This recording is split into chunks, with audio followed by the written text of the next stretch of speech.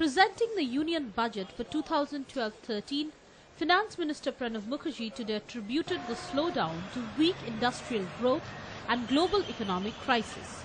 He said the economy has now been turning around and that the manufacturing sector was now on the cusp of a revival. Mukherjee said there is a need to address the issue of black money. He said 5 objectives have been identified to address the problem. He said 7.5% GDP growth has been predicted for financial year 2013. Pranav Mukherjee began his speech saying that the last year when he had presented the union budget, the world economy was on the mend and it was a year of recovery for the Indian economy. However, the Middle East crisis and the global crisis had affected India. I believe that there should be no room for complacency nor any excuse for what happens in one's own country. We will be misled if we ignore the ground realities in the world. The global crisis has affected us. India's gross domestic product is estimated to grow by 6.9% in 2011-12, after having grown at the rate of 8.4% in each of the 2 preceding years.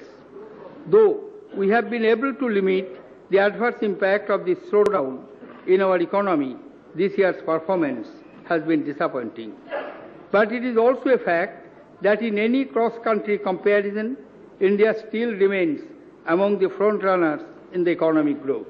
Mukherjee said that India remains a front-runner in the world in terms of growth of economy and that fiscal balance had deteriorated due to the high subsidies. Mukherjee said the economy had grown at a pace of 6.9% in 2011-12. To sustain high growth in the medium term, we have to accelerate the pace of reform and improve supply-side management of the economy. Madam Speaker, we are about to enter the first year of the 12th five-year plan, which aims at faster, sustainable and more inclusive growth. The plan will be launched with the budget proposals for the year 2012-13.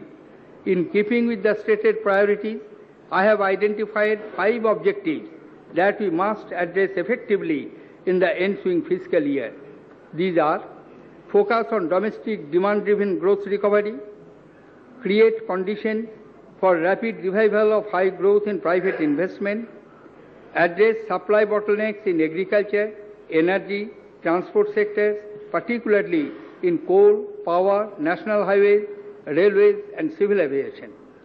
Intervene decisively to address the problem of malnutrition, especially in the 200 high-burden districts, and expedite coordinated implementation of decisions being taken to improve delivery system, governance and transparency, and address the problem of black money and corruption in public life.